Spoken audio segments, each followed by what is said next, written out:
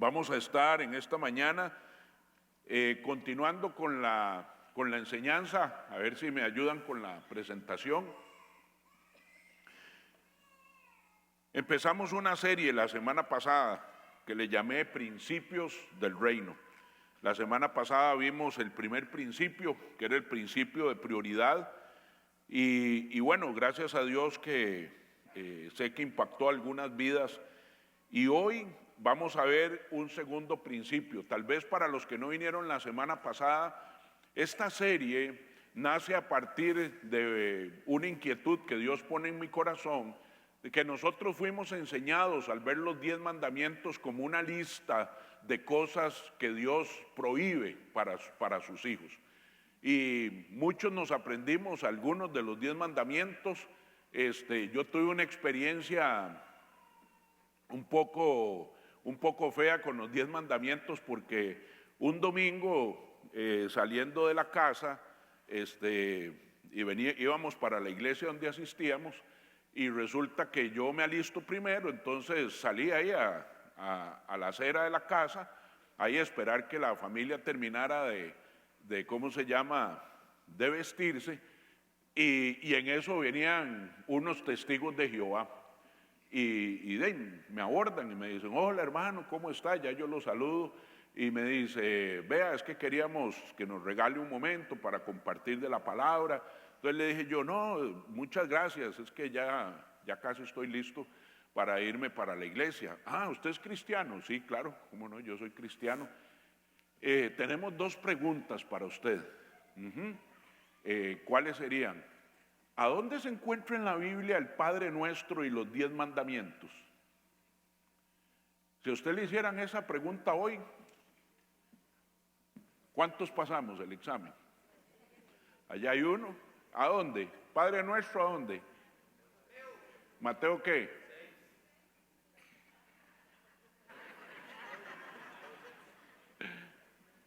Y los 10 mandamientos se los enseñé la semana pasada, ¿verdad? Pero aún así, ¿a dónde están? ¿Y a dónde más? Ok, muy bien. Ustedes se hubieran quedado altísimos con los testigos de Jehová. El asunto es que yo llego y voy hecho leña. ¿Qué clase de cristiano no sabe ni dónde está el Padre Nuestro ni los 10 mandamientos? Y Estuardo Ochoa, que era mi pastor, de ahí fui y le digo: mira, hoy vengo malísimo. De ahí, ¿por qué? De ahí me hicieron estas preguntas y no sé, y me dice: ¿y qué ganas con saber a dónde está en la Biblia? Lo más importante es que sepas qué dice el Padre Nuestro, qué dicen los 10 mandamientos, y que los pongas en práctica y te los enseñes a tus hijos. Ya. Todavía no sé dónde está el Padre Nuestro. Usted me pudo haber dicho cualquiera y yo le digo que sí. Cuando Dios dejó los 10 mandamientos, no los dejó como una lista de qué hacer y qué no hacer. Los dejó como principios del reino. Usted sabe que los principios provienen de las leyes. Y entonces, cuando nosotros vivimos bajo esa serie de principios, Dios nos va a bendecir. Y Dios, antes de establecer los 10 mandamientos, unos versículos antes, allá en Éxodo capítulo 20, del versículo 1 en adelante, lo que establece es que Él quiere ser nuestro Dios y que Él quiere tener una relación con nosotros y que nosotros tengamos una relación con Él. Y entonces Él se muere por tener una relación con nosotros. Pero también vimos que al final, cuando Dios dio los 10 mandamientos, el pueblo de Israel decidió no tener una relación personal con Él, sino que le dijo a Moisés que fuera él que hablara con Dios y que luego viniera y les contara. Entonces hablamos de eso la semana pasada, donde Dios quiere ser el número 1 en nuestro corazón. Y hoy quiero dejar claro, porque esta enseñanza va a ser un poco controversial, para algunos va a ser de sanidad, ¿verdad? Y para otros tal vez motivos de pensar bien si continuamos o no. Porque hoy hay un principio que está en el segundo mandamiento, que es el que vamos a ver, y quiero contarles algo. De los 10 mandamientos, 3 mandamientos, los 3 primeros, Dios los dejó para establecer los principios de cómo nos íbamos a relacionar con Él. Los primeros 3 solamente es entre nosotros y Dios. Y los otros 7 los dejó como principios para relacionarnos con nuestra familia y con las personas fuera de nuestra familia. Entonces, 3 son solo para la relación con Él y 7 son para las relaciones entre nosotros, entre nuestras familias. Y Dios empieza 7 de esos 10 mandamientos con la palabra no, que pudiera ser algo muy restrictivo, pareciera ser algo muy, impositivo, pero que quiero que ustedes entiendan por qué Dios empieza 7 de sus mandamientos con la palabra no.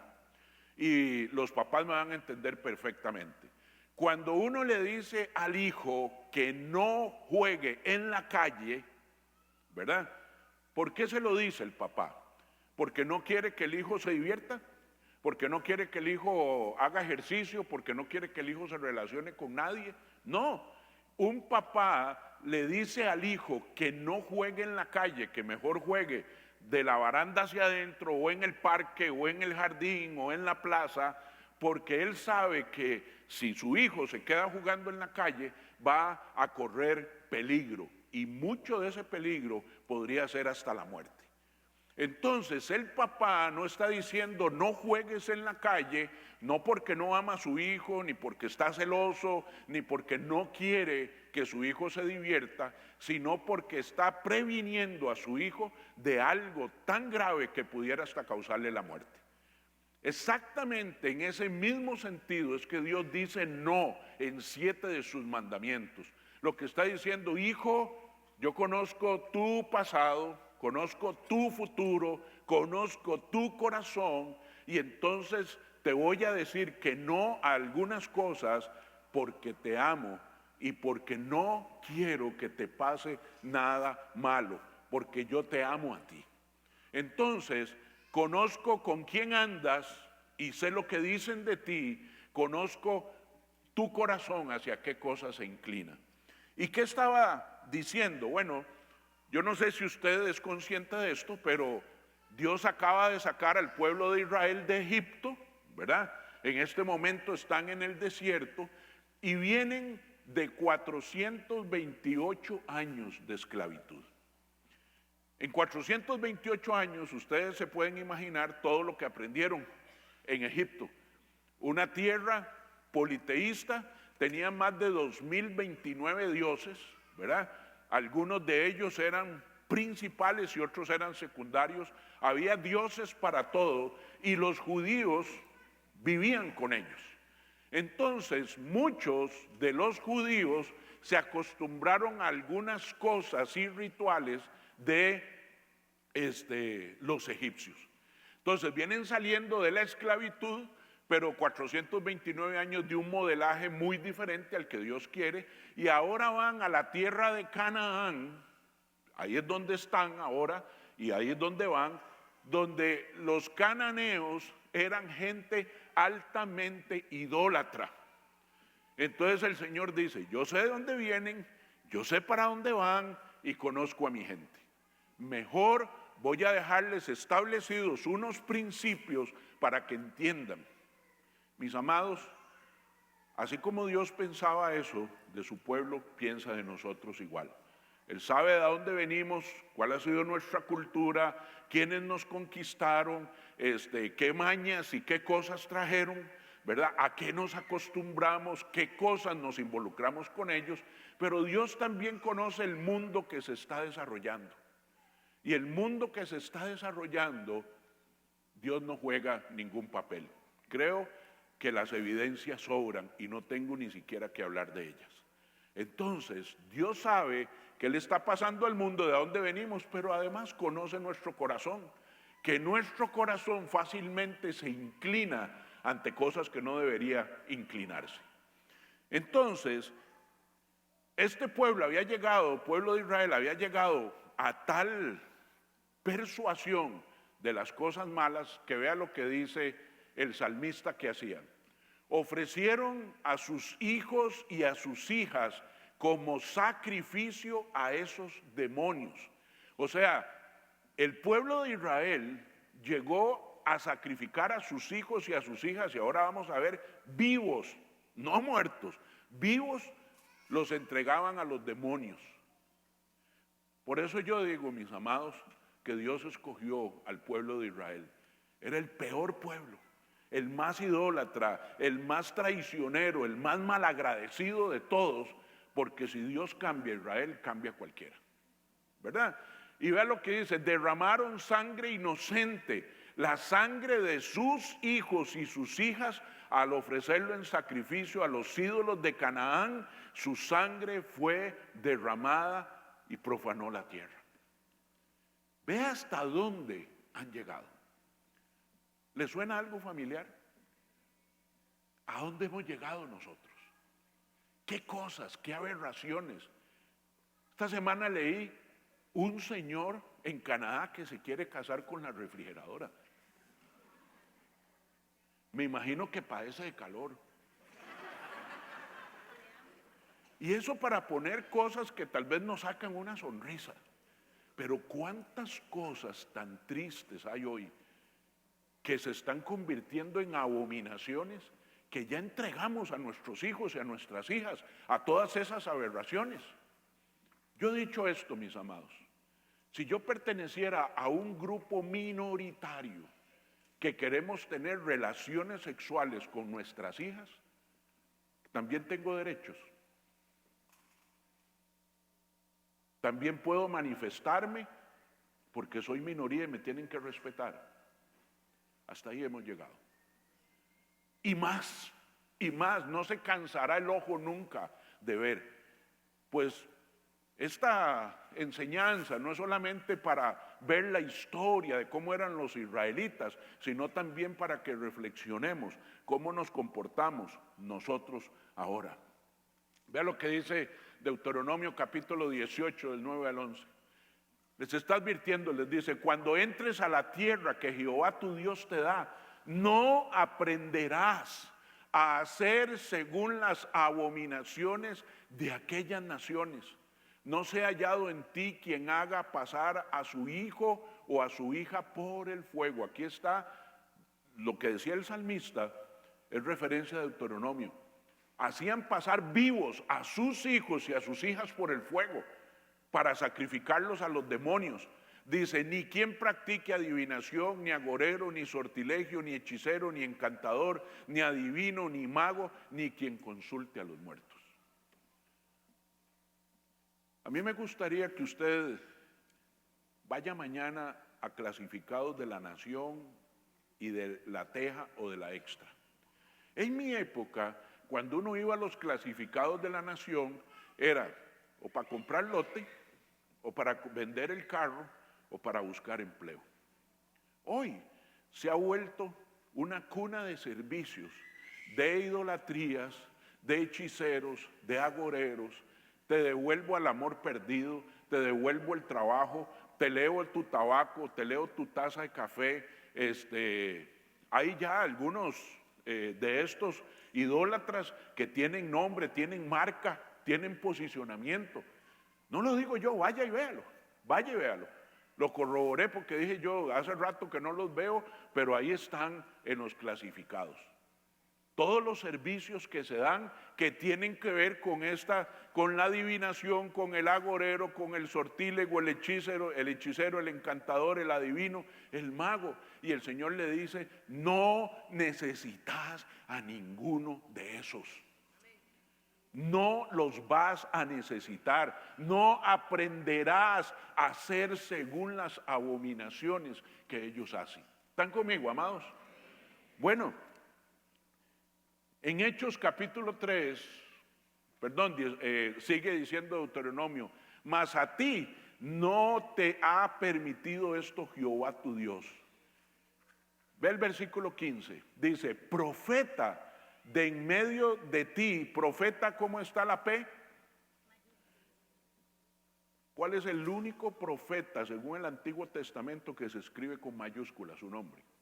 Jesús. Y aquí está por primera vez profetizando a Moisés sobre la venida de Jesús. Entonces le dice: profeta en medio de ti, de tus hermanos como yo, te levantará Jehová tu Dios, a él oiréis.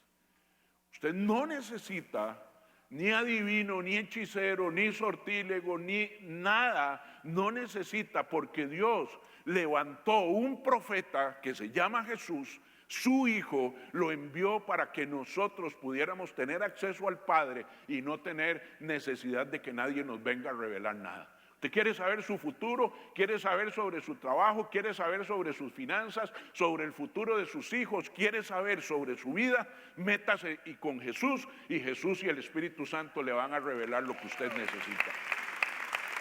Eso es lo que necesitamos. Y dice, a ti no te he permitido. Dios lo prohibió, sí, claro, se lo prohibió a ellos y nos lo prohíbe a nosotros.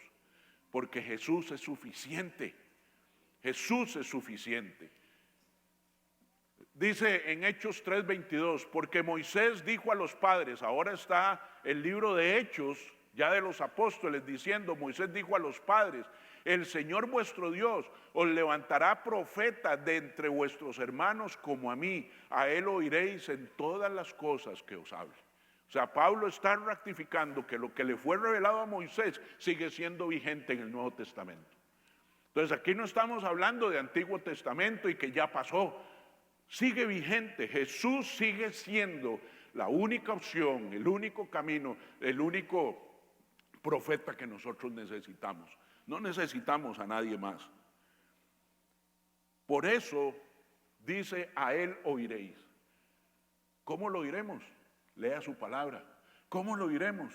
Escudriñe la palabra. ¿Cómo lo oiremos? Venga a las enseñanzas. ¿Cómo lo oiremos? Ore. ¿Cómo lo oiremos? Ayune. Ahí lo vas a oír. Señor, ¿qué hago? Señor, voy, no voy, vendo, no vendo, compro, no compro, digo, no digo, hago, no hago. Dice, mis ovejas oyen mi voz, y no solo la oyen, sino que la reconocen y me obedecen. ¿Están conmigo? Yo quisiera que en nuestro corazón, después de esta serie, usted pueda entender que el Dios que nosotros tenemos es único y suficiente. No necesitamos a nadie más. Por eso cuando Él dice no, eso no significa que no quiero que la pases bien. Eso significa que no quiero que cosas malas que no deben pasarte te pasen, porque te amo. Y esa es la razón por la que Dios advierte 7 veces que no hagamos algunas cosas. Vamos a ver hoy, le pude llamar a este principio, el principio, 3 cosas, 3 opciones tenía. Principio de la pureza, el principio de la verdad o el principio de la realidad. Escogí el de la pureza porque tal vez es una palabra que tal vez no es muy común para nosotros y me encantaría que se vuelva un poco más común. Está el segundo mandamiento, está dividido en 3 versículos y los vamos a ver cada uno. A ver, aquí me quedo pegado, ahí está. Vamos a ver primero el peligro de la impureza. Yo creo que para que uno pueda entender por qué Dios dijo tal cosa, es importante que nosotros escudriñemos y entendamos que detrás de todo lo que Dios dejó hay una razón. O sea, cuando se da una instrucción no es del ego, no es producto del orgullo, es producto del conocimiento, de la sabiduría, de la experiencia. El peligro de la impureza, ¿qué pasa? Vea lo que dice Éxodo 24. No te harás imagen ni ninguna semejanza de lo que esté arriba en el cielo, ni abajo en la tierra, ni en las aguas debajo de la tierra. Yo no sé si usted sabía, el Dios de Israel y los israelitas, su pueblo, no han tenido nunca ninguna imagen de Dios Padre de Jesucristo. ¿Alguien ha visto alguna imagen de Dios? Se va a sorprender, sí las ha visto, pero usted no ha visto ni estatuas, ni troncos, ni madera, ni esculpida en concreto o en bronce o en hierro, ninguna imagen del Dios. Y ahorita vamos a ver por qué. Pero resulta que los egipcios y los cananeos estaban llenos de imágenes y adoraban a esas imágenes. Y tenían imágenes que representaban ciertas cosas. Para todo había una imagen.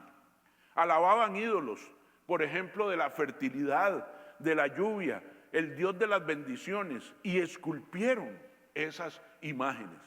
Israel era la única nación que no adoraba imágenes de su Dios. Vea lo que dice Colosenses 1:15.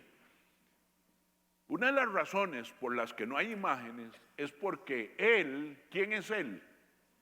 Jesús es la imagen del Dios invisible, el primogénito de toda creación. Lo primero, Dios dice, no necesito ninguna escultura, ninguna figura, ni de cerámica, ni de bronce, de nada, porque mi Hijo es la imagen de yo, de mí, que soy invisible. Ese es número uno. Nosotros no necesitamos ninguna imagen porque Jesús es la imagen del Dios invisible. Entonces los cananeos, muy astutamente, enredaron a los israelitas y les dijeron, ya entendemos, Yahweh es el Dios de ustedes. Eso es muy bien, es el Dios de la nación de Israel. Pero resulta que ustedes necesitan el Dios de la nación, que es Yahweh, pero necesitan un Dios para la familia y un Dios para los individuos. Y los, ¿cómo se llama? Israelitas les compraron la idea. Ellos tenían un Dios para lo personal, que era la diosa Acera, y un Dios para lo familiar, que era Baal. Por eso, en el Antiguo Testamento vemos cómo el pueblo de Israel cayó en lo que le vendieron los cananeos. Vean Jueces 3:7. Hicieron, ¿quiénes? Los israelitas, los hijos de Israel, lo malo ante los ojos de Jehová, y olvidaron a Jehová su Dios, y sirvieron a los Baales y a las imágenes de Acera. Hoy no se llama Baal ni se llama Acera. Hoy tiene muchos nombres. Pero nosotros olvidamos a Dios. Dios salió de las ecuaciones. La gente se pregunta por qué pasan tantas cosas en el mundo, por qué tanta maldad, por qué tanto accidente, por qué tanto terrorismo, por qué tanto atentado. La respuesta es muy sencilla, porque sacamos a Dios de la ecuación. Esa es la razón principal. Habrán algunas justificaciones políticas, religiosas, pero la verdad es que sacamos a Dios. Hicimos lo mismo, hicimos lo malo y seguimos haciendo lo malo. Ya no se llaman Baal y Acera, ahora tienen otros nombres. ¿Cuáles son?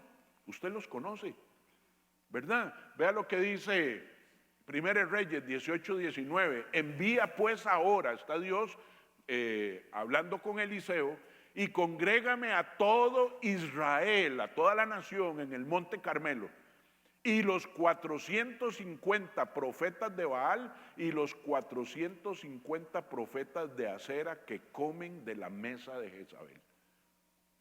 No solamente habían hecho, ¿y quién está de rey aquí? El rey Acab. Acab es rey de Israel, y el papá de Acab era un rey que amaba a Dios, pero su hijo decidió hacer lo malo. Y ya no solamente eso, Elías es el único profeta de Dios en la tierra de Israel, y ellos levantaron 400 profetas de Baal y de Acera. 400. O sea, aquí hay más de 800. Terminó Elías matándolos con sus propias manos, uno por uno. Pero no fue Elías, fue Dios a través de Elías. Eso hizo el pueblo. Tenían profetas para todo, para los dioses grandes y para los mini-gods, como le llaman, los mini dioses o los dioses pequeños. ¿Por qué hacían esto? Porque ellos tenían la creencia que estos dioses, usted hacía una imagen y esa imagen, ese Dios soplaba de su espíritu sobre esa imagen y esa imagen cobraba poder. ¿Y de dónde sacaron eso? ¿De dónde sacaron esa idea de que esas imágenes tenían algún poder, que podían hacer milagros y prodigios, que podían traer fertilidad, que podrían traer bendición? ¿Sabe qué hacían? Cogían a los dioses de Baal y los, paseaban por los cultivos cuando cosechaban para que tuvieran gran fertilidad las tierras. Y las diosas de Acera tenían figuras que las ponían en las recámaras matrimoniales para que las mujeres pudieran concebir. Le daban poder a cualquier chunche viejo, a cualquier pedazo de palo, de cemento, de piedra, de bronce, de hierro. Eso hacían.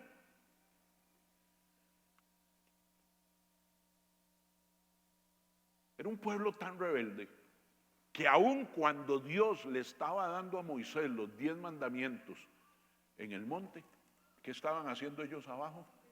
Figuras de 2 becerros de oro. Cogieron de todas las pertenencias que habían sacado de Egipto y empezaron a hacer 2 becerros de oro. Pero ¿sabe qué fue lo que más enfureció a Dios? Que el pueblo decía que gracias a esos dioses representados en los becerros, ellos habían salido de Egipto. Malagradecidos, idólatras, traicioneros, cobardes. ¿Cómo creen que estaba el corazón de Dios? Y Dios dice, esto no puede volver a pasar. Tengo que poner principios para que la gente, mi gente, la que amo, pueda regresar al camino correcto y no perezca en él. ¿Quién le enseñó a los cananeos y a los israelitas de que esas figuras, esas estatuas tenían poder y que el espíritu de un Dios estaba en ellas? Satanás se lo enseñó. Porque Satanás estuvo aquí, en Génesis 1:26. Entonces dijo Dios, hagamos al hombre a nuestra imagen, conforme a nuestra semejanza. ¿Sabe por qué no necesita ni imágenes, ni ídolos, ni nada? Porque tú y yo somos la imagen de ese Dios. Jesús es la imagen del Dios invisible y nosotros somos imagen y semejanza de Dios, de Jesús y del Espíritu Santo. Ahora entiende por qué no necesitamos, por qué no tenemos aquí ídolos, por qué no tenemos figuras, por qué no tenemos esculturas.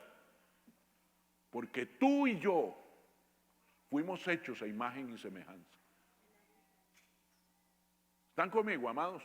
Esa es la razón. Y señoré, dice ese hombre hecho imagen y semejanza, y señoré en los peces del mar, en las aves de los cielos, en las bestias, en toda la tierra y en todo animal que se arrastra sobre la tierra. Dios le dio poder y autoridad al hombre. Y si tú quieres ver cómo es Dios, mira el que está a la par tuya. Mírate en el espejo todos los días. Fuimos hechos a imagen y semejanza de Él. Estaríamos orgullosos de lo que vemos en el espejo y de lo que vemos al frente. Por eso Dios trae esta enseñanza, para que no caigamos en lo que cayó el pueblo de Israel, de adorar a quien no tenía ningún derecho a ser adorado. ¿Qué pasó después de eso? Dice que Dios tomó polvo de la tierra, moldeó al hombre, pero ahí seguía siendo una escultura, ahí seguía siendo una figura. ¿Y qué hizo después? Sopló aliento de vida. Satanás engañó a los israelitas, a los cananeos, a los egipcios, haciéndoles creer que si ellos hacían una figura del Dios invisible, entonces habría aliento y espíritu en cada una de esas figuras. Y esa es la razón por la que la gente hasta el día de hoy idolatra imágenes y figuras. Porque el diablo los ha engañado. ¿Están conmigo, amados? Dios va a traer libertad a nuestro corazón. Yo soy el único que tú necesitas. No necesitas a nadie después de mí. La palabra imagen es la raíz de la palabra imaginación. Por eso casi le pongo a esta enseñanza el principio de la verdad, de la realidad, porque no podemos vivir imaginándonos cosas. El diablo pone cosas en nosotros a que nos imaginemos. ¿Sabe qué pone? A imaginarme a mí con la mujer de otro, a usted con el hombre de otra. A imaginarme a mí teniendo su casa o teniendo su carro. A imaginarme a mí qué sería si yo ganara lo que usted gana. A imaginarme a mí qué haría yo con los talentos que usted tiene y que yo no tengo. Siempre poniendo controversia en mi corazón. Haciendo imágenes, haciendo, realidades virtuales en mi mente. Y por eso el hombre no tiene paz. De ahí nace la avaricia, la codicia, de ahí nace la envidia, de ahí nace el chisme, de ahí nace todo lo que el diablo pone, porque queremos hacernos imágenes que no nos corresponden, y eso quita el contentamiento en nuestra vida y no estamos contentos con lo que Dios me tiene haciendo y con lo que Dios me dio.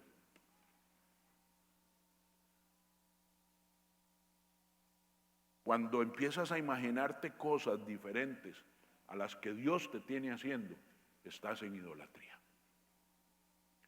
¿Cuáles son las consecuencias de esa impureza? Porque aquí primero dice, no harás imágenes. Ok, las construimos, perfecto. ¿Qué pasaría si solo las construimos y las dejamos ahí? Pero el Señor sigue advirtiendo. Este sigue siendo el segundo mandamiento. Dice, así como no las harás, no te inclinarás a ellas, ni las honrarás, porque yo soy Jehová tu Dios, fuerte, celoso, que visito la maldad de los padres sobre los hijos hasta la tercera y cuarta generación de los que me aborrecen. Les dije que probablemente iba a ser muy controversial por lo siguiente. Aquí Dios dejó establecido principios que nosotros mismos los cristianos hemos tergiversado y hemos puesto en esclavitud, en temor y en tristeza a más de uno. Voy con esto. ¿A quién dice que visitará la maldad de los padres sobre los hijos hasta la tercera y cuarta generación? ¿A quién? A los que me aborrecen. Yo te pregunto, ¿tú aborreces a Dios? ¿Eso aplica para usted? ¿Verdad que nunca nos enseñaron esta última parte? A los que me aborrecen. La gente habla de maldiciones generacionales por abrir la boca. Aquí dice que esas maldiciones, entre comillas, generacionales, esa iniquidad se llama en otro lugar, aquí le llamamos, en Reina Valera le dice maldad, pero en otras versiones dice iniquidad, en otras dice pecado, ¿verdad? Dice que visitará. Cuando una visita llega a tu casa, ¿cuál es el proceso? Llega, disfruta lo que tenía que disfrutar, pero ¿qué? Se va. Ahí no dice que habita. Cuando habita es que se queda. ¿Están conmigo? Ok, entonces vamos a ver qué es lo que Dios está diciendo aquí. Primero, ustedes no se imaginan cómo esto ha sido mal usado.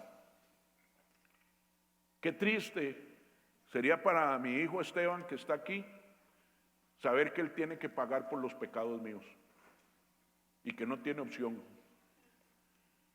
Qué triste para mí saber que yo tengo que acarrear y pagar por los pecados y las abominaciones y las iniquidades y las maldades de mi padre o de mi abuelo.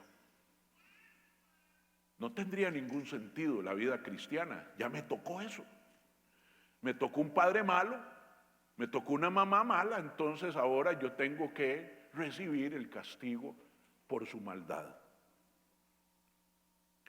En Israel, la mayoría de las casas tenían 4 generaciones, como las nuestras hoy.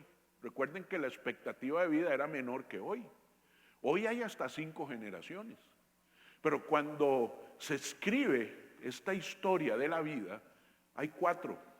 Está papá, están los hijos, están los nietos y los bisnietos. Y si no están los bisnietos, están los papás de papá, o sea, los abuelos. Entonces, abuelos, papás, hijos y nietos. 4 generaciones.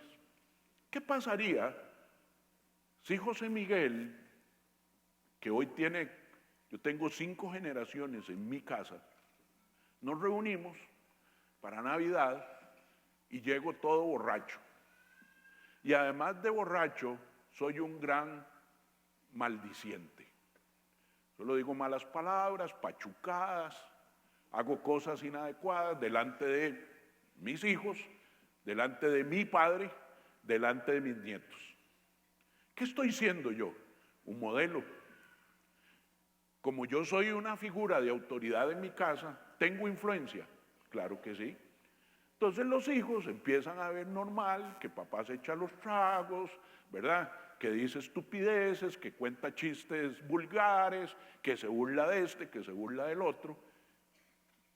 Y ustedes han visto que la maldad se pega por ósmosis, ¿verdad? Eso uno dice, ¿y este hijo de dónde sacó esto? En algún lugar lo vio, y si lo ve en la casa lo tiene más reforzado. Entonces lo que el Señor está diciendo es que si yo tengo ídolos a los cuales me inclino y los honro, un vicio, un deporte, un amigo, un grupo de amigos, una secta, lo que sea, esa maldad Dios va a permitir que visite a sus hijos y que usted se las modele. Entonces los vas a influenciar. Y dice que tu maldad, tu pecado, tu iniquidad, como quieras llamarle, va a visitar hasta la 4ª generación.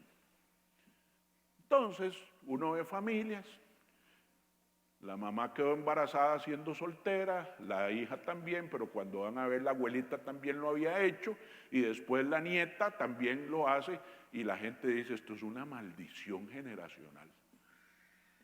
Lo que dice ahí es que ese pecado, ¿verdad?, de fornicación, que es tener relaciones antes del matrimonio, se modeló en la casa. Entonces la hija lo vio de la abuelita normal, la hija lo ve de la madre normal, ¿verdad?, y la nieta lo ve de la abuela y de la mamá normal. Y Dios dice, y te visita. Pero puede que no se quede a vivir contigo. Puede que sí, o puede que no. Eso es una transmisión genética, o sea, le tocó a la nieta, no. La nieta lo vio, lo replicó porque lo vio en su casa. Pero la nieta tiene opciones, la hija tiene opciones, la mamá tiene opciones. Ya lo vamos a ver. ¿Por qué Dios permite esto? Dice que Él lo permite porque Él es un Dios fuerte y celoso. Aquí la palabra celoso suena como, Dios, a vos también te dan celos. O sea, eso es un poco de orgullo, ¿verdad? Es un poco de egoísmo, es un poco de miedo, de temor. ¿Qué tenés miedo? ¿De Baal, de Acera? ¿Tenés miedo de eso? La palabra celoso, cuando habla de Dios, nos identifica que hay 2 tipos de celos. Unos celos malos, que son los que yo replico por egoísmo, por matonismo, por orgullo, donde no quiero que los míos se acerquen a alguien que tiene cosas que yo no tengo o que puede cosas que yo no puedo. Entonces me dan celos y reacciono normalmente en ira y en violencia. Pero están los celos buenos.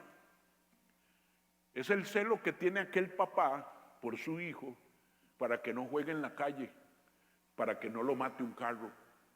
Es aquel celo del papá que cuida a su hija para que otros no vayan a abusar de ella, no se vayan a valer de su inocencia, de su edad. Y es el papá que está cuidando para evitar que algo malo le pase a quien ama. Este es el celo bueno, es el celo que se hace por amor a alguien. No me importa que te enojes conmigo, pero tengo que decirte que si sigues por ese camino vas para un precipicio y que no puedo ir contigo, que no te puedo apoyar, porque yo sé lo que hay más adelante. Yo sé lo que vas a llorar, lo que vas a sufrir. Ese es el tipo de celos del cual habla la Biblia, que tiene Dios por sus hijos. Yo no quiero que te pase nada, que yo sé que si vas por ese camino te va a pasar. Entonces, no te estoy diciendo que no te inclines, porque tú no puedes hacerlo, lo puedes hacer, pero si te inclinas te va a ir mal. Si los honras te va a ir mal, te van a seducir y vas a pecar, y el pecado tiene como final la muerte.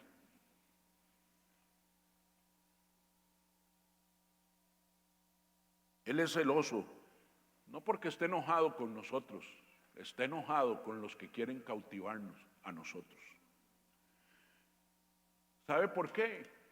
Visita la tercera y cuarta generación, porque Él sabe que mi iniquidad y mi pecado puede frustrar a las nuevas generaciones a que sean libres, a que conozcan de Dios, a que conozcan de Jesús, del camino, de la verdad y de la vida. Por eso es que permite que las visite. De hecho, había un hecho en Israel, y no lo hice anoche, pero después de hablar con algunas personas, quiero que leamos, si usted tiene ahí, Ezequiel capítulo 18. Lo vamos a leer completo, porque quiero que esto quede claro. Ezequiel 18 lo voy a leer en Reina Valera 60. Dice: vino a mí palabra de Jehová, diciendo: ¿qué pensáis vosotros los que usáis este refrán sobre la tierra de Israel que dice: los padres comieron las uvas agrias y los dientes de los hijos tienen la dentera? Nosotros decimos, unos comen piña y a otros les duele la panza, ¿verdad? Vivo yo, dice Jehová el Señor, que nunca más tendréis por qué usar este refrán en Israel. He aquí que todas las almas son mías, como el alma del Padre, así la del Hijo es mía. El alma que pecare, esa morirá. Lo primero que Dios establece es que la relación con Él es individual. Ni usted se va a salvar porque su papá es muy bueno, ni tampoco va a ir a purgar al infierno porque su papá es muy malo. El que pecare entregará sus cuentas individuales. Y el hombre que fuere justo e hiciere según el derecho y la justicia, que no comiere sobre los montes, ni alzare sus ojos a los ídolos de la casa de Israel, ¿verdad? Si usted no es idólatra, si usted no tiene imágenes hechas a semejanza de Dios, ni violare la mujer de su prójimo, ni se llegare a la mujer menstruosa, ni oprimiere a ninguno, que al deudor devolviere su prenda, que no cometiere robo, que diere de su pan al hambriento y cubriere al desnudo con vestido, que no prestare a interés ni tomare usura, que de la maldad retrajere su mano e hiciere juicio verdadero entre hombre y hombre. En mis ordenanzas caminare y guardare mis decretos para hacer rectamente, este es justo, este vivirá, dice Jehová el Señor. Mas, ahí está un papá que hace todo lo bueno. Mas si engendrare un hijo ladrón, derramador de sangre, que haga alguna cosa de estas y que no haga las otras, sino que comiere sobre los montes, viola a la mujer de su prójimo, al pobre y al menesteroso lo oprime, comete robos, no devuelve la prenda, alza sus ojos a los ídolos, y hace abominación, prestaré a interés y tomaré usura, ¿vivirá este? No vivirá. Todas estas abominaciones hizo, de cierto morirá, su sangre será sobre él. Vea la secuencia: un papá bueno que hace todo lo bueno, Dios lo llama justo, tiene un hijo del mismo papá, pero que es malo, dice, este morirá, ¿verdad? ¿En cuál quedamos? Ahora el 14. Pero si este hijo, ¿cuál hijo? El malo, Pero si éste engendrare hijo, el cual viere todos los pecados que su padre hizo, y viéndolos no hiciere, aquí me quiero parar, usted tiene la opción. Usted ha visto el pecado de sus padres, de su abuelo, de su familia, y si usted viéndolos decide no hacerlos, se para en la brecha, dice no más, esto se acabó para mi familia, no más mal modelaje, yo me voy a parar en la brecha, ¿verdad?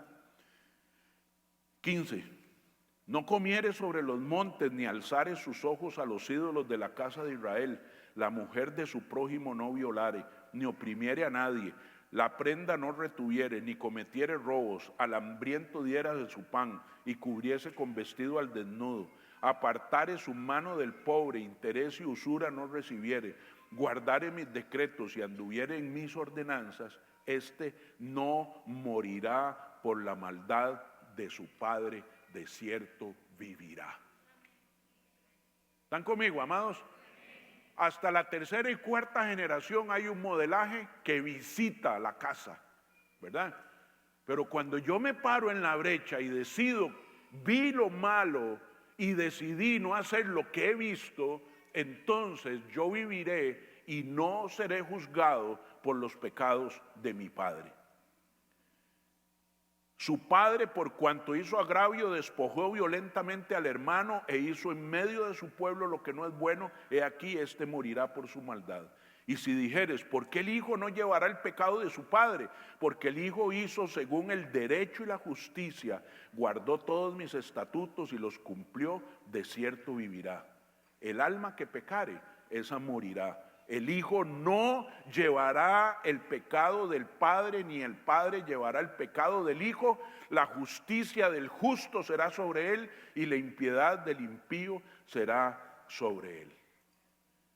Con esto tengo toda la autoridad para decirle que según la Biblia no existen maldiciones generacionales.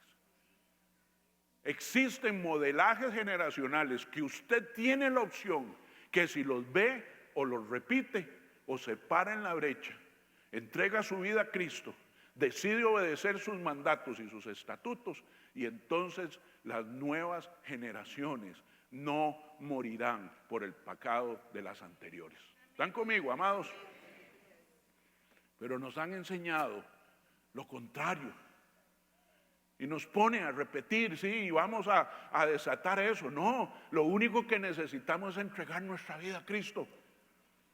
Romanos 8:1, ninguna condenación hay para los que están en Cristo Jesús, para los que viven según el Espíritu y no según la carne. Tiene un requisito, no tener ninguna condenación, y es vivir conforme al Espíritu. Seguimos. ¿Me ayudan aquí, porfa? Ahora vamos a ver las bendiciones. Vea que Dios advierte, pero también es generoso, también va a dar. Hay misericordia en el Antiguo Testamento. Éxodo 26. Y hago misericordia a millares, a los que me aman y guardan mis mandamientos. Cuando está hablando aquí de millares, está hablando de 1000 generaciones. Si tú te paras en la brecha hoy, 1000 generaciones serán benditas porque tú te has parado en la brecha. Tú tal vez conozcas las 3 o las 4 primeras, pero la 900, que ni siquiera se acuerda de quién eras tú, que ni siquiera sabe quién eras tú, esa seguirá recibiendo bendición, porque un día, en la primera generación que se paró en la brecha, Dios cumplirá su pacto. Y por eso hemos llamado al Congreso de Familia, Familias de Pacto. Porque Dios hizo pacto con Abraham, con Isaac y con Jacob, y les dijo, en ustedes serán benditas todas las familias de la tierra. Cuando tú te pares en la brecha por Jesucristo, por el Espíritu Santo, 1000 generaciones serán benditas. Y les demuestro que habla de generaciones, porque vea lo que reafirma Deuteronomio 7:9. Deuteronomio significa segunda ley. Conoce pues que Jehová tu Dios es Dios. Anteriormente en Éxodo decía que era Dios fuerte, celoso. Y aquí es Dios fiel, que guarda ¿qué? El pacto y la misericordia. ¿A quiénes? A los que le aman y guardan sus mandamientos hasta 1000 generaciones. Mis amados, usted en lugar de estar pensando en maldiciones generacionales que solo tienen efecto en 4 generaciones, piense cómo bendice a 1000. A 1000 generaciones, cómo entrega su vida, cómo pone a Dios en primer lugar, cómo no hay imágenes, cómo no hay hechos a semejanza, cómo no te inclinas, cómo no te arrodillas delante de nadie y solamente le entregas tu vida a Jesús. Y 1000 generaciones serán benditas por ti. ¿Están conmigo, amados? Dios quiere restituir hoy en tu corazón muchas cosas que tú has creído. Me tocó la maldición de mi padre, me tocó la maldición de mi madre, de mi familia. Por eso es que no prospero, por eso es que seguiré siendo pobre, por eso seguiré siempre estando en escasez. No, alguien se para en la brecha como tiene que pararse y 1000 generaciones serán benditas.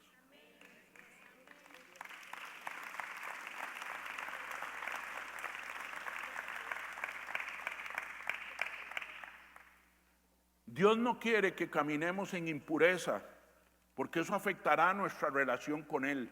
Él quiere una relación pura con nosotros, no una impura que nos afecta a nosotros, sino que afecta a nuestros hijos, a nuestros nietos. Él quiere una relación pura que bendiga a las siguientes 1000 generaciones. Todo lo impuro de tu vida debes sacarlo. Si tú has practicado algunas de las cosas que nos fueron prohibidas, adivinación, sortilegio, hechicería, agorero, cartas, quítala de tu vida y Dios empezará a bendecirte. Y Dios empezará a escudriñar tu corazón y te bendecirá y te pondrá por cabeza y no por cola. Y hará de ti y las nuevas generaciones una generación bendita. Quiero ir aquí atrás en la palabra hago misericordia. ¿Cómo es eso que Dios hace misericordia? La palabra hago en hebreo tiene muchas formas.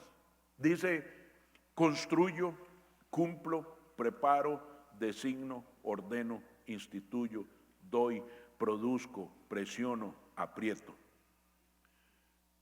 No sé cuál es el caso tuyo y qué necesitaremos, pero Dios dice, por ti construyo misericordias, cumplo misericordias, preparo misericordias, designo, ordeno misericordias, instituyo misericordias, doy misericordia, produzco misericordia, presiono misericordia, aprieto misericordia, misericordia y bendiciones para ti sobre 1000 generaciones si me amas y guardas mis mandamientos. Apenas vamos por el segundo, mis amados. Y sé que Dios está limpiando nuestro corazón porque nos hemos relacionado de una forma equivocada con Él. Creyendo que estando en las dos aguas se vale. No se vale. Dios no comparte su gloria con nadie. Los 10 mandamientos no son malos, ni eran malos. Ni son una lista de cosas que hacer y que no hacer. Es una lista de principios que si los entendemos nos va a bendecir y bendecirán a las generaciones que vienen después de nosotros. Amados, mis hermanos y yo nacimos sin Dios y sin ley. Nunca recuerdo que nos hayan vestido un domingo para ir a la iglesia. Cualquiera que fuera. En teoría éramos católicos. No recuerdo haber ido una sola vez en familia a la iglesia. En mi época de niño, Tengo 61 años, en mi época de niño, la mejor ropa se ponía los domingos. Para Navidad nos compraban la ropa del 25 y del 1. Ese día había que andar bien chaneado. Y los domingos la mejor ropita. Pero nunca recuerdo, a ver, hijos, levántense, vamos a la iglesia, vamos a adorar a Dios. No, íbamos porque la iglesia quedaba cerca, porque los amiguillos o las amiguillas iban, sin Dios y sin ley.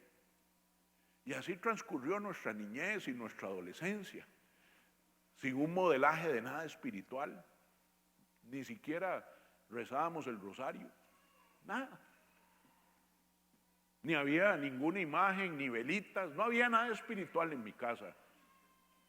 Solo había un San Pancracio detrás de la puerta con unos limones amarrados y un ajo para que los ladrones no entraran. Mi mamá, como nos dejaba solos, porque ella tenía que ir a trabajar y mi papá también, y no teníamos quien nos cuidara, nosotros nos cuidábamos solos. Bueno, nos matábamos entre nosotros. Entonces dejó a San Pancracio, que era un caballo, ¿verdad? Para que nadie viniera, para que nos cuidara a nosotros. Era el primer, niñero gratis. Y lo único que había que hacer era el limón, partirlo a la mitad y cambiarlo cada 6 meses. Y mi papá, que era chofer, tenía un San Cristóbal pegado en el dash del bus que manejaba, que era el Dios de los conductores. Y esa fue toda la espiritualidad que yo viví, y mis hermanos también. Así yo llego, conozco a Anita, tomamos la decisión de casarnos, un par de culicagados ahí que no sabíamos, no teníamos nada. Los primeros años dormimos en la cama individual de Anita, de soltera. Claro, esos primeros años era riquísimo. Después, ahora entiendo que la factura de la espalda, ¿verdad? Pero empezó a haber algo. Ella ya había aceptado a Jesús y se paró en la brecha. Mis hijos nacieron en el Evangelio. Mis hijos llegaron al Evangelio primero que yo. Yo tuve que esperar 14 años para eso. Durante ese tiempo, mientras esperaba, me incliné delante de muchos. El trabajo, algunas personas que admiraba mucho, vicios, idolatrías, inconsciente también, era la cultura. Lo que sí nos obligaba era ir a las procesiones de Semana Santa en Cartago. Eso era obligatorio. Pero íbamos solos. Vayan ustedes. José los cuida y lleva a los hermanos, los más pequeños. Y un día conocí a Jesús. Entregué mi vida a Él. Y las cosas empezaron a tener un poco más de sentido. Claridad, al principio fue muy duro, porque dejar el estilo de vida al que ya estaba acostumbrado por más de 30 años fue muy difícil, pero Dios empezó aquella obra, ¿verdad? Y hoy mis hijos no han repetido ni los vicios míos, ni de mi papá, ni de mis abuelos, porque Anita se paró en la brecha. Porque Dios cumple su pacto. Hoy mis nietos, todos aman al Señor. Todos oran, todos dan gracias por los alimentos, todos saben que dependemos de un Dios, cada uno lo expresa de formas diferentes, pero el Dios es el mismo. Jesús es el centro. Y estoy seguro que si Dios me permite ver otra generación de bisnietos, pasará lo mismo.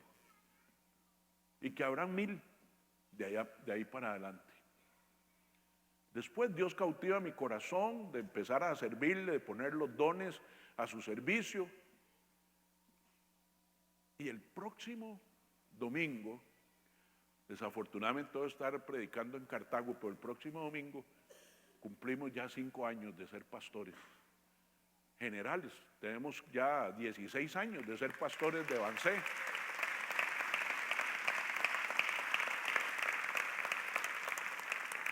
Y en el corazón de algunos nietos está en que ellos también quieren enseñar la palabra. Ya mi nieto mayor quiere ser líder en los jóvenes. El nieto varón más pequeño, ese dice desde ya que su profesión es doble P, pastor piloto. Y yo le dije, a ti se te va a hacer facilísimo predicar, porque si andas en las alturas y cuando ves aquella magnificencia que se puede ver desde un avión, la revelación es muchísimo mayor que la que uno tiene aquí en la tierra. Vos tendrás una perspectiva más grande de lo que realmente es Dios. Dios tiene más todavía preparado para ti. Si tú hoy decides pararte en la brecha, no hacer ídolos, porque no necesita, Jesús es la imagen del Dios invisible. Nadie a imagen y semejanza, porque ya nos tenemos a nosotros, que somos esa imagen y esa semejanza. Para no inclinarnos ni honrarlos ni adorarlos, pero sí para bendecir a 1000 generaciones. Está en tus manos. Está en la profundidad de esa relación. Por eso no necesitamos intermediarios. Ni dentro de la casa, ni fuera de la casa. Dios es único, es fiel, es fuerte, es grande y es suficiente. Amén. Nos ponemos de pie, amados. Nos quedan unos minutos y quisiera invitar aquí adelante a que pasen todos aquellos que hoy quieren bendecir a las 1000 generaciones que vienen detrás de ustedes, que quieren y entienden por qué pararse en la brecha, para que Dios nos dé fuerza, nos dé entendimiento. Vengan aquí adelante. Vamos a presentarnos delante del Señor y decirle: Señor, yo quiero que tú hagas misericordia con nosotros, que tú potencies, que tú, Señor, construyas misericordia para nuestra familia, para mi vida y para las generaciones que vienen. Porque hoy he entendido cómo es que tú diseñaste el plan para cada uno. En el nombre de Jesús. Dios es bueno, Dios es bueno. Hagámonos aquí más adelantito para que quepamos todos. ¿Saben? En el corazón del hombre siempre ha estado amar a alguien más grande que él. Cuando nosotros dimensionamos quién es Dios, Padre de Jesucristo, nunca encontraremos a nadie más grande que él. Padre, en el nombre de Jesús, venimos delante de ti, amado Dios, en esta hermosa mañana, Señor, dándote gracias, amado Dios, porque hoy has traído sanidad, Señor. Tal vez vine, Señor, por mucho tiempo pensando que me tocó recoger, Señor, lo malo de mis generaciones anteriores, que la maldad y la iniquidad y el pecado visitaron mi casa, y no solo la visitaron, creía que se habían quedado a habitar. Pero tu palabra es reveladora, es transformadora, Señor. Hoy declaro libre de maldad, de iniquidad pasada a mi familia, porque solo la ha visitado y hoy se va en el nombre de Jesús. Porque hoy, Señor, mi corazón decide pararse en la brecha, no construir imágenes ni ídolos ni adorar a nadie, sino que decido por ti, Señor. Tú dejaste a Jesús, al profeta con P mayúscula, para que a él siguiéramos y a él escucháramos. Y has prometido, Señor, que cumplirás y harás misericordia, que construirás, que exprimirás, que regarás, que construirás, que decretarás misericordia sobre los que te amamos y obedecemos tus mandamientos. Hoy En el nombre de Jesús, dispongo mi corazón a amarte con todas mis fuerzas, con todo mi ser, y a obedecer tus mandamientos, Señor, para que la bendición y el pacto tuyo de misericordia sea cumplido por 1000 generaciones y más. Gracias, Señor, porque la bondad es mayor que la maldad, porque lo bueno es mayor que lo malo, Señor. Gracias por permitirnos, Señor, deshacernos de ese lastre, por sacudir nuestras vestiduras del polvo antiguo, Señor, y poner bálsamo nuevo, vino nuevo, en odre nuevo, Señor. Gracias, amado Dios. Gracias, porque ya no pondremos más tu vino en odres viejos, porque esos revientan el cuero y se pierde el cuero y se pierde el vino. Hoy, Señor, en el nombre de Jesús, bendigo, Señor, las generaciones, las 1000 venideras de todos los que has convocado en este lugar. No más maldición, ni iniquidad, ni pecado se enseñoreará, Señor, porque tú eres Dios fuerte, fiel, poderoso, que guarda el pacto. Y yo soy parte de ese pacto, Señor. Y mi familia y mis generaciones serán resguardadas y cuidadas por ti, Señor. Gracias, amado Dios. Gracias por romper cadenas. Gracias por romper paradigmas.